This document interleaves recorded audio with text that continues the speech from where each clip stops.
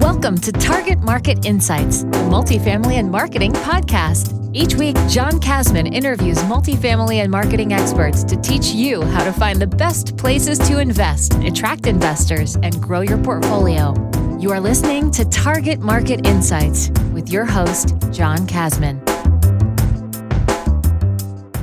Welcome to Target Market Insights, the multifamily and marketing show.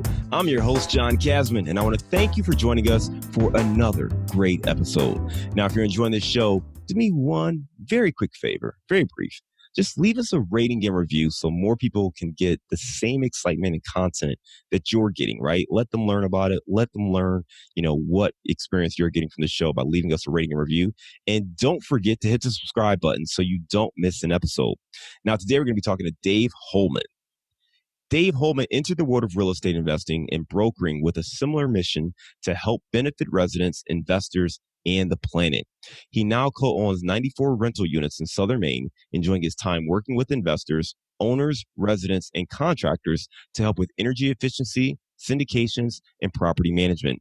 In addition to that, Dave is a passionate writer and author of 3 books, Youth Renewing the Countryside, Coffee Smuggler, and Cyber Fire. Let's welcome to the show, Dave Holman.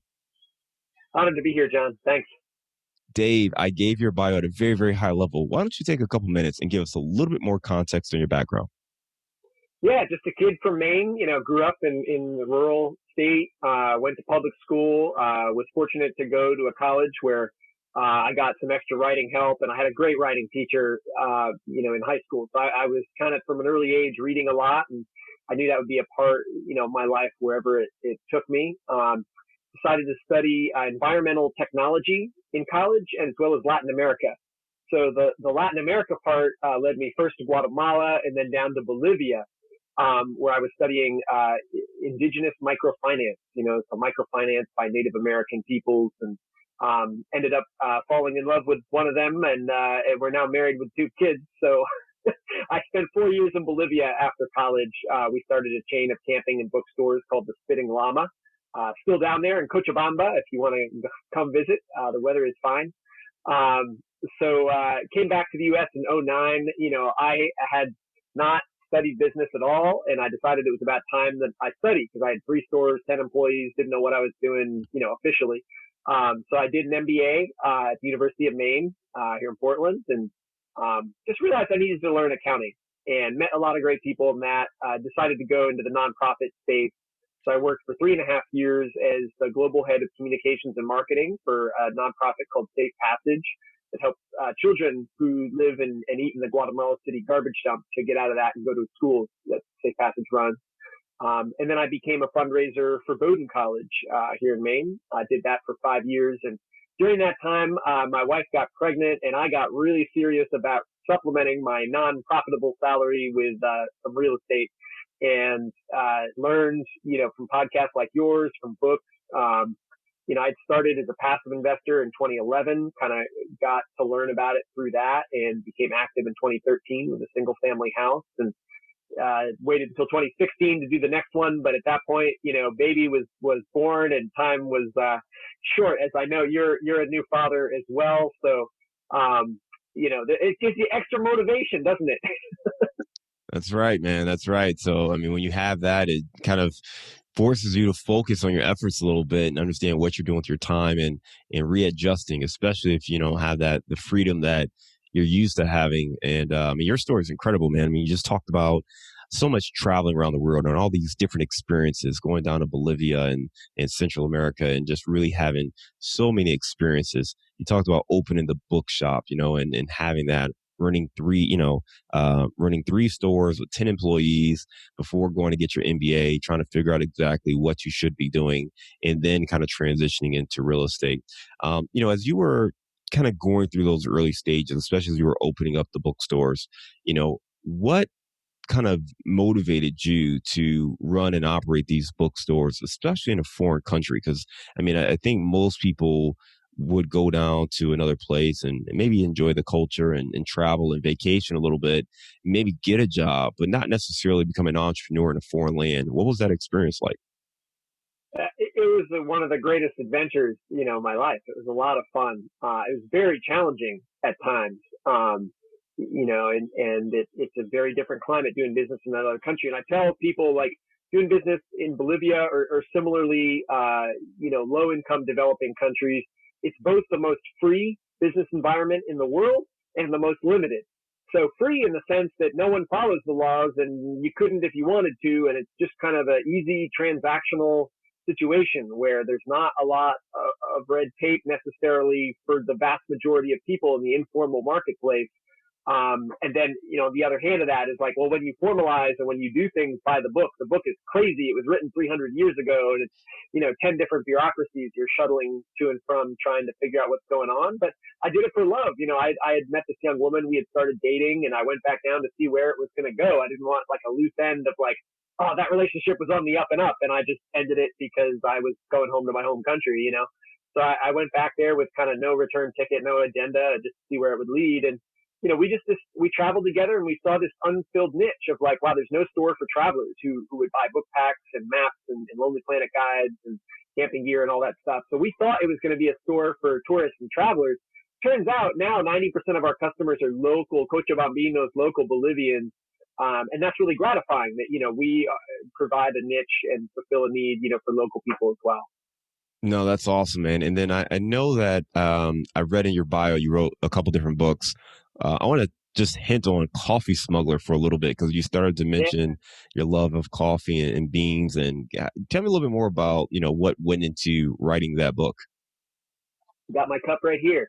I was working with this great entrepreneur in Bolivia to import, his fair trade coffee.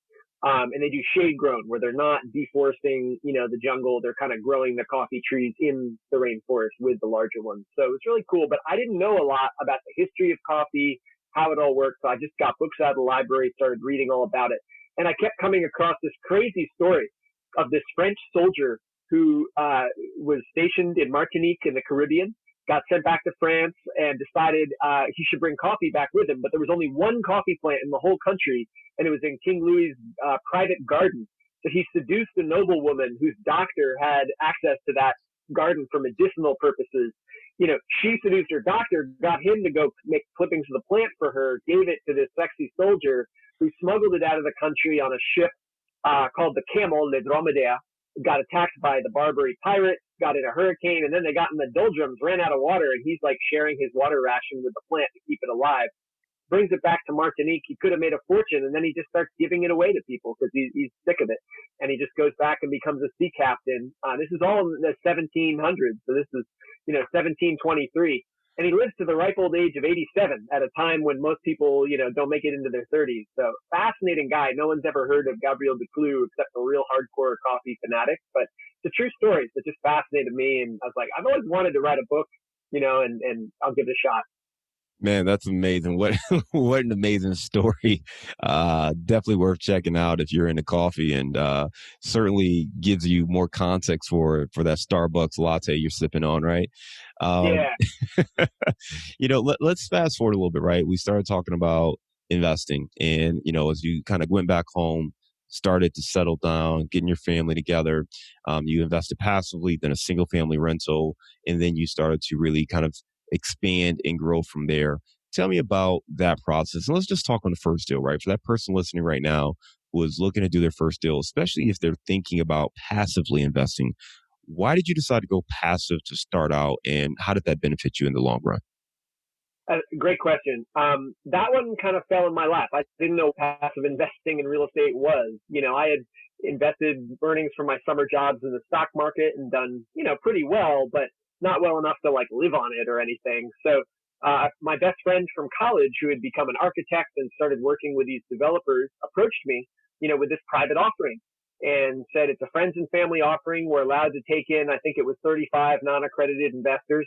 And I was very unaccredited at that time. And, he said, are you interested? And I was like, wait a minute, this sounds like a scam. 20% annual returns? Like, get out of town. Like 8 or, 9 or 7% would be great. But I said, well, I trust this person 100%. And even if they're wrong, and this building is only going to get them half of the returns they think it will, 10% would be pretty great. So I, had just inherited a little to save, and I gave him a big chunk of it and just said, all right, here's $20,000, run with it. Cause if I keep it, I'll just spend it. So get it out of here, and they started giving, quarterly updates on the construction of this big building in Minneapolis. Then we started getting quarterly distribution checks once they had rented it out. And, these newsletters I would always read, it kind of in the back of my mind is like, it would be cool to do that someday. So that's kind of where the seed was planted.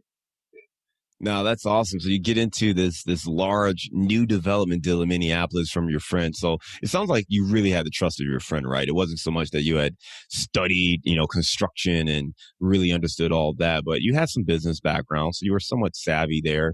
You went and got your MBA in accounting. So you understood business and you really trusted your friend who had that background, had that expertise.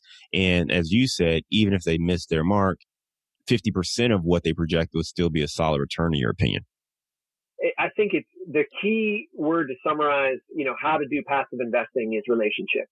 And I think that's probably true of any investment. I mean, it's hard to have a personal relationship with Tim Cook of Apple if you're going to invest in him, but you have a personal relationship with their product perhaps. And so, for the people, investing with you, John, I think it's like they see you, they hear you, they get to know you, they may be personal friends or friends of friends and that kind of thing. And that's really important because when the rubber hits the road, and you encounter hard times, which almost any investment will, it's the ethics and the character of the leaders of that syndication, that, investment, that property that are going to spell the difference of whether investors are made whole or left out to dry, I think. And that to me is key. So I don't, your IRR 13, 15, 12, 20, I would worry a lot less about that than I would the track record, the character, the trust, factor and the operators involved. Excellent point, man. I really appreciate that point.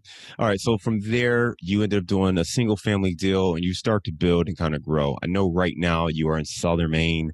Talk to me about kind of your current portfolio and what you're up to today.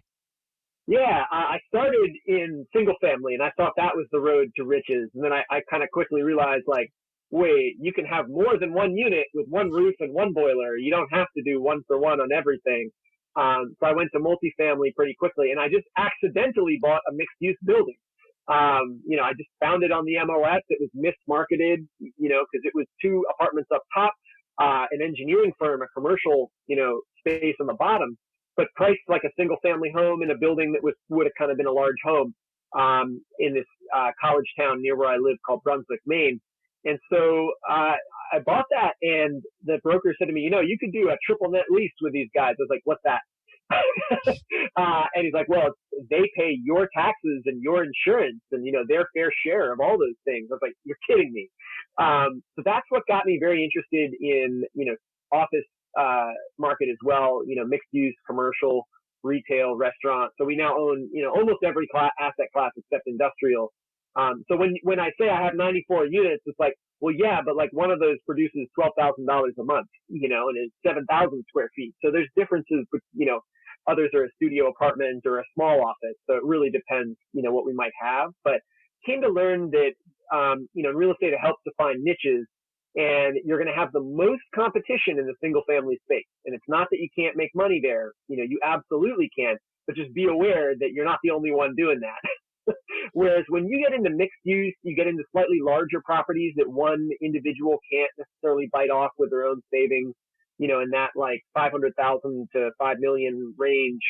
You're not in the institutional investor range, but you're out of the mom and pop, realm for the most part. You find some really interesting deals, people that are not professional landlords. They're not professional property managers. So they've got a great building that is just way underperforming. And they haven't positioned it right. Maybe their broker selling it didn't position it right either. Their leases might be non-existent or way under market, or not having the tenants pay their share of utilities. There's all kinds of inefficiencies that you can find in these sort of properties that are very hard to find in the kind of plain vanilla multifamily or single family, where it's like, once in a while you pick up, a diamond, in the street or whatever, but usually if you can get a 10 or 20% discount, you're doing great. No, that's awesome. I think your points there are spot on. And I love the fact that you're diversified in your asset classes. I'm curious to hear, as you look at everything right now with, what's been going on, how are you seeing your asset classes perform? I mean, what's the darling of the portfolio over the last 6 to 9 months or so? And which asset classes are struggling a little bit? Yeah, it's a great question. I followed COVID since January, and I got really freaked out about it. Listening to a podcast, Macro Voices, had this doctor on in January who was basically saying like, "Heads up, this could be the one." And sure enough, they were right. I wish I had acted a little faster, but you know, bottom line, when March hit, I mean, it was clear to me that U.S. was going to get slammed by this because we were just not taking any precautions, not testing, you know, head in the sand. And sure enough, you know, we've just been very badly affected. And I thought that, you know, this is like a doomsday scenario for real estate. All these tenants are going to lose their jobs, not be able to pay rent, get evicted. I mean, I thought we were going to have 20, 30, 40% vacancies. And we just kind of held our breath and focused on operations. I mean, it was just all about, all right, be in touch with your tenants, know how they're doing. And we just made proactive check-in calls to every single tenant. We said, how you doing? You know, in April, we're like, how's it going? How's your life? Tell me about how you're feeling. And a lot of people really appreciated that. You know, we installed like hand sanitizer stations in every entryway. We swapped out all of our stainless and plastic like door handles for bronze, which actually is antimicrobial, kills the coronavirus in like 4 hours. All kinds of different little tactics that you can do, even on small buildings that don't have big, you know, ducted air systems, to help people stay healthy. And our goal was to not have a single tenant get coronavirus. And so far, at least one of them got it, but at least it didn't come from our building and it wasn't transmitted in our building. So that's been huge. But the market here has actually been the exact opposite of what we were expecting. Instead of going down 20 or 30%, it is up 20 or 30%. You know, properties are going for 10, 20% over asking. They're attracting dozens of offers in the first day. The main residential, particularly multifamily as well, real estate market is just red hot, hotter than it's ever been in my lifetime and probably in history, because everyone who had to take the subway to work is starting to realize they don't want to do that for the next year. And I love mass transit. I'm all about density in cities, but this is a moment in history where the suburbs and the rural areas are having their day in the sun. You know, our governor, our CDC director have done a phenomenal job keeping COVID under wraps. We have like 150 deaths in the last 7 months. So it's been very positive for Maine, and consequently our market is honestly kind of gangbusters. Even the restaurant, even the retail. I mean, it's actually quite strong here. So that's not typical of the country. I feel very privileged to have, you know, been lucky in finding a spot in the country that is just getting a windfall right now. But like we posted a rental unit 2 days ago, and I just took it down because my inbox was just blowing up with inquiries, and we already got it rented. It's just like, you know, you can't imagine the amount of demand that we're experiencing. It's crazy. Wow, that's amazing to hear. Congratulations on that. I'm glad that you're seeing a lot of demand in Maine right now and continue to see that growth.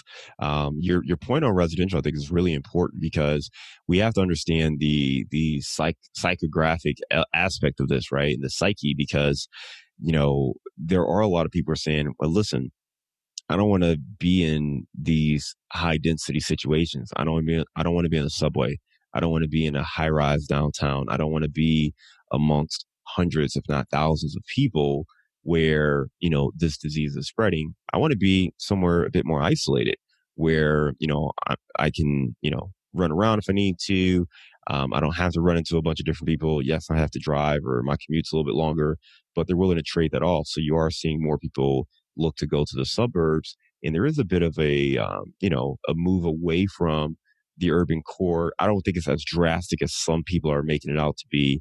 I mean, I've talked about, or I've talked to people about the death of New York, which I think is a bit overkill there. But nonetheless, you know, you certainly have people who are looking to make adjustments with their lifestyle. And if they're, you know, if you've been locked down for a few months, you know, you want to adjust where you're going to be locked down. So you have the space you need. You have a home studio or a home office if that's what you need.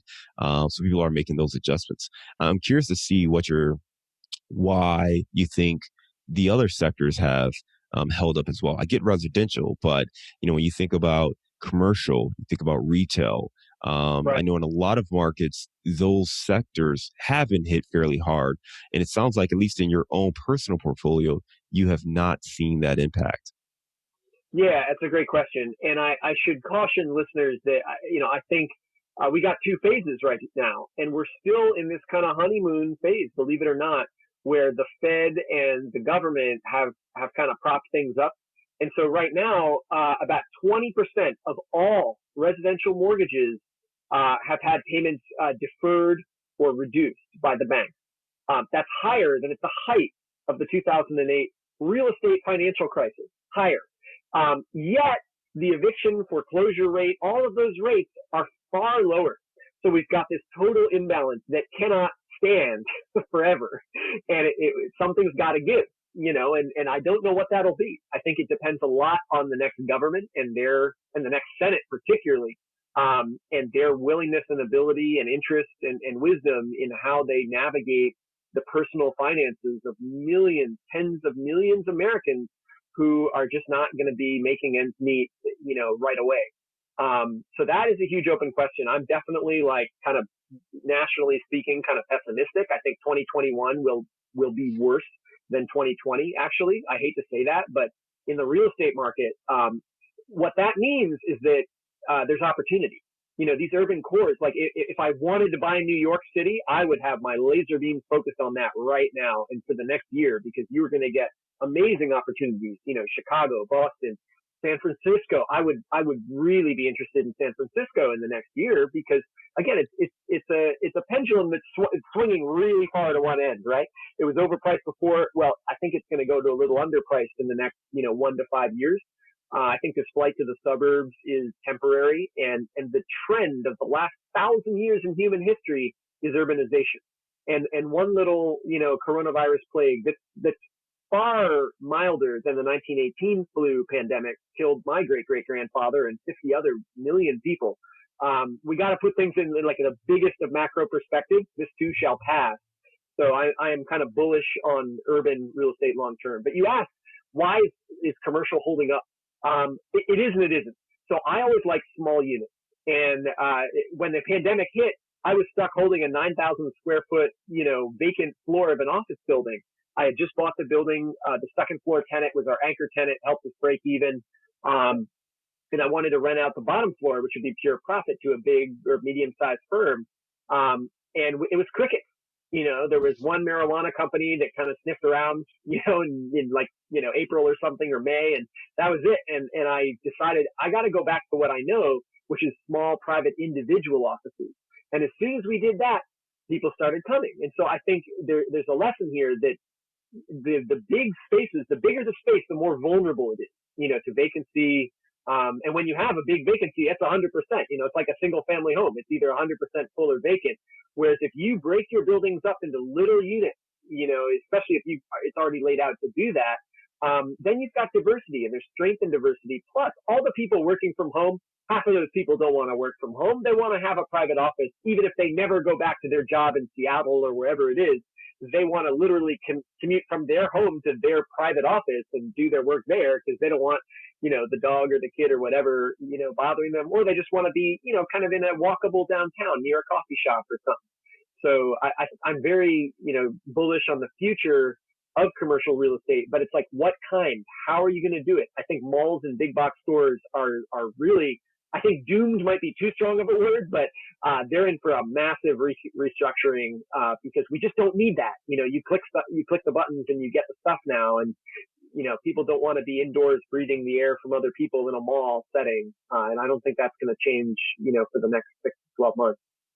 Yeah, no, good points there, Dave. And I think the point that stands out to me is that you went back to what you knew, right? You tried some different things. You said, you know what, let me go back to what I know. I know kind of single tenant occupancy, kind of really structuring this where I'm focusing on getting one tenant for this versus some big company to take over this huge warehouse type situation. And that's really important. I think right now where things are a little bit rocky, locking in on what you know is the best thing you can do. Tighten up operations, focus on the things that you can control, and drive revenue growth based on that, or at least stability based on those things, as opposed to, trying something new. Now is not the time to just go out there and willy-nilly try something that you never tried before ever. So really intelligent approach to really lock in on the market there. Dave, I want to transition a little bit. You've talked a lot about your experience. And, one thing that came up earlier in the conversation was just your passion for the environment. You've done a lot of studies there. I know that you are really big on pushing energy efficiency, and teaching landlords about that. Can you maybe talk a little bit more about, your passion for the environment and why you believe landlords have an opportunity to be more energy efficient when it comes to their properties? I would say they have an obligation. I'll explain. 100% of global GDP comes from Mother Earth. There's nothing that we have, whether it's an iPhone, or an Apple, literal one, that doesn't come from the earth around us. That's the way it's been for humans forever, and that's the way it will always be as long as we live on this planet. So we got to take care of it. I was in the Adventure Scouts, as a young kid doing backpacking, canoeing, and they drill this lesson into you over and over again. Is like, leave your campsite cleaner than you found it. And I believe, leave the world a better place than you found it. And that's a bipartisan issue. It's left, right, and center. It's something that we can all agree on. And real estate gives you a tremendous opportunity to do that and to make a profit while doing it. So here's a couple ways that landlords can, kind of do well by doing good. And the biggest one that I have found relates to insulation of buildings. A poorly insulated building, it's not just hot or cold air leaving out the building. It's your money. It's your profit is literally flying out the window. So what you can do is, in northern climates where you're doing a lot of heating, look at the source of that heating. I love buying buildings where it's an oil boiler that needs a lot of repairs or frankly a replacement. And I'll often negotiate with the seller to pay for that whole thing. Say, look, 10 grand for the boiler, it's shot, or we'll split the difference or something. But you come into it knowing like, man, this old fossil fuel system's on its last legs. We got to replace it. Well, guess what? The cost of doing heat pumps, which are highly efficient, 3-to-1 input. It's not like your electric baseboard, highly efficient, low cost to use. You put those into your units. They give you AC and cooling for when it's hot. They give you heating for when it's cold. Their price is going to be much more stable because it's based on the electric grid, which has a diversity of input, versus natural gas or God forbid oil, which, one Middle Eastern war or one new fracking law and your price doubles. So that to me, you're mitigating risk. You're providing an amenity for tenants. It costs about the same as the new oil or gas boiler. And this is critical, you're transferring the responsibility, depending on how you structure your leases, but you have the opportunity to transfer responsibility for the heating payment to the tenant because it's on their electric bill. And in almost every state and place that I've seen, in general, the tenants will pay their own electric bill. That's certainly the case in Maine. So when you do that, you look at the heating system, you get great benefits. And then a lot of times, buildings, if you're paying the heat particularly, you're losing a lot of energy from the attic or the basement. So we're buildings where you're paying the heating bill, you get a huge return from insulating those areas. Attic is super easy. It's $1,000 or $2,000 to put cellulose up into the attic of a 1 to 10 unit building, anywhere in the northern U.S. or southern, because it helps with air conditioning too. And I've seen a lot of buildings where they heat the basement because they have systems down there that can't freeze. You don't want pipes to freeze or sprinkler system, tanks or what have you. And the basement is so leaky with old windows or bad doors or whatever, bad foundation that it just has to be heated. And so there's literally buildings where you're paying thousands of dollars a year to heat a basement. All you have to do is spray foam the exterior walls of that basement, make sure you're air sealing the doors and windows. You can decommission that heating and immediately inject that money back into your property. Every dollar of NOI that you can capture, depending on the cap rate, your local market, that could be $10, $20, $30 of building value that you're adding. So it's a huge opportunity that a lot of landlords, they don't think about the basement. They don't care. Whatever's going on down there, I'm never going to go or look because it's stinky and yucky and whatever. But man, you judge a property by its basement.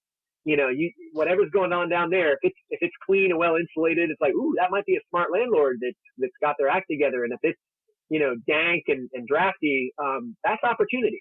That's a real opportunity. No, great tips there. And going into those basements is key. And I love your focus because, we may not focus in on some of these details, but your point is spot on. Every dollar of NOI adds to not just the cash flow, but the overall value of the property when it comes to commercial real estate. So we have to pay attention to these things. And these are small adjustments we can make to make our properties more profitable while also making them more energy efficient. So I appreciate that. And your focus on, or the way you phrased it was, there's an obligation to do this, not just for the monetary benefits, but obviously to help the planet as well. Last point here, you also talked a little bit about, the heat pumps and maybe replacing the boiler.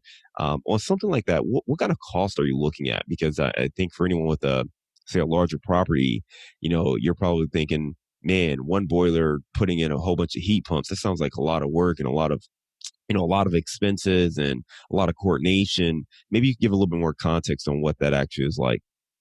Yeah, that's a great question. So a heat pump technology is like a refrigerator running in reverse.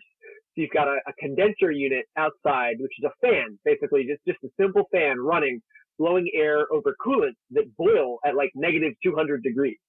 So you're able to transfer heat or cold air, in and out of the building very easily through these lines that go into the head, which just looks like your typical AC unit you'd see in a restaurant, or any kind of place like that. And they cost, on a retail side, I would say like $3,000 to $5,000 installed per head. But I guarantee you, one unit needs one head. Installers will tell you, oh, you need three in here. You can't possibly do one. You're crazy. Like, I'm sorry, but I heat entire houses with one heat pump, and you can't. And it's Maine. We get negative 20 Fahrenheit. Just like you would up in the Midwest. So don't tell me that you can't do it. What you often want to do is have one heat pump to be your baseline heating for an apartment or a house, and then put back up, little strips of baseboard in the rooms where you might close the door and it would get chilly if that door is closed because you have one central heat source. My own personal home, 2,000 square feet. I have two heat pumps on the first floor, zero heat source on the second floor, and we've lived here cozy, for 7 years. So I know it can be done, and it can be done very economically. Plus, a lot of states have rebates. If you're in a state, that has you should check because there's federal tax credits, there's rebates, there's all kinds of incentives for heat pumps. Because they're very environmentally friendly. They're new technology. A lot of them, like Dakin, they're made in America. These are American jobs that you're creating. So, let the Saudis keep their oil. We don't need to be messing with them anymore.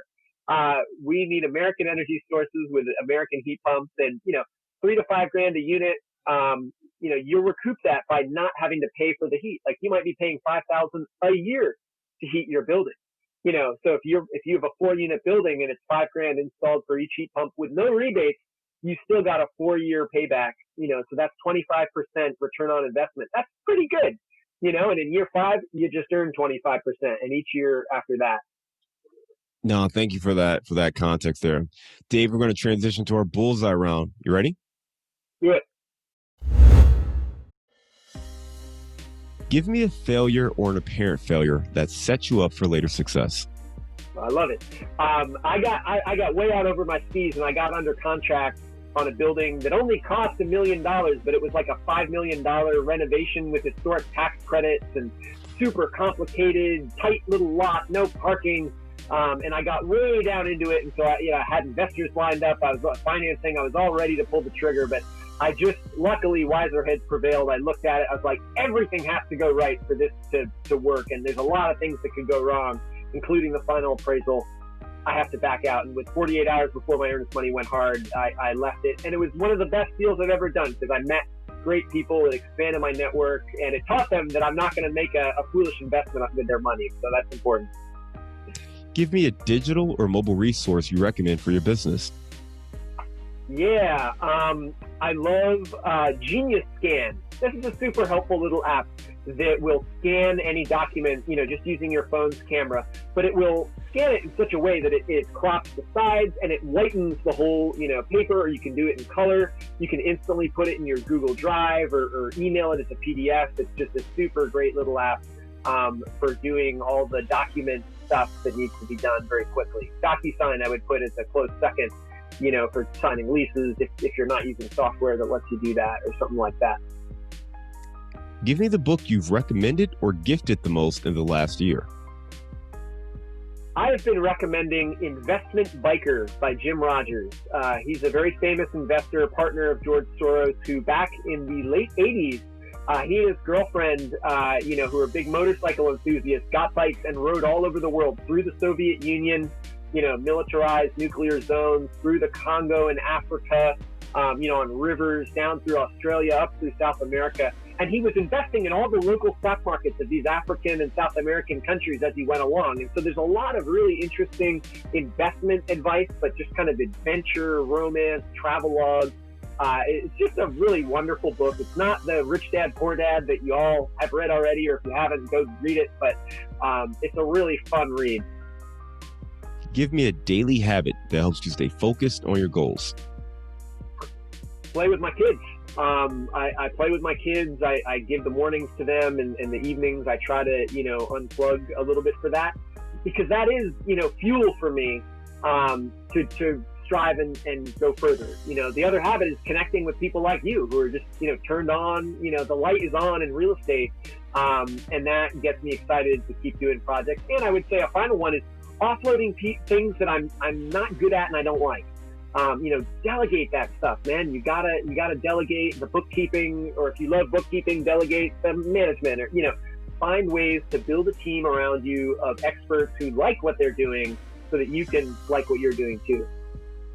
What's one thing you know now that you wish you knew when you were starting out? The reason I didn't start earlier was simply because I never considered it, because I thought, landlord was like used car salesman. It just kind of had a dirty, icky connotation to me. I had no interest in going there. And it was only much later that I realized, those are both valuable, important jobs. But more than that, you can do tremendous good in the world by being a good landlord, precisely because it's not like the highest achieving sector. There are definitely lousy landlords out there, and that's a fairly common thing to encounter. And so why not, excel in that and really treat tenants well? You'll get lower vacancy, less turnover, better rents. I mean, the list goes on and on about how you can drive profits through, just doing a decent job and being fair to people. So I would say, don't, write off a whole sector of any kind. Be open to possibilities. What are you curious about right now? I am fascinated by macroeconomics, and I listen to macro podcasts all day long because it is so complex that the most brilliant minds, on the planet thinking about this stuff can intelligently disagree, and I'll feel like they're both right. So it just fascinates me to think about, what's going to happen in the future with our economy, how these inputs and outputs work. The Fed, what is the Fed? How is it working? There's real fundamental disagreements on that going down the road. And we're at a very interesting time in history where modern monetary theory is kind of, that's the main policy of the current administration. I mean, they are the primary users of modern monetary theory. And we're in this experiment where for the last 4 years, we've just been like, all right, screw collecting taxes. Let's just print money. Let's just make it out of thin air and see what happens. And it's a bold adventure that has not ended well for any country that's ever tried in history, but we'll see if we can get away with it, I guess. All right. And you are in Maine, as we talked about. Give me the best place to grab a bite your way. Oh, man. You have to come up to Rockland. There's amazing restaurants there. Portland has incredible restaurants. Brunswick.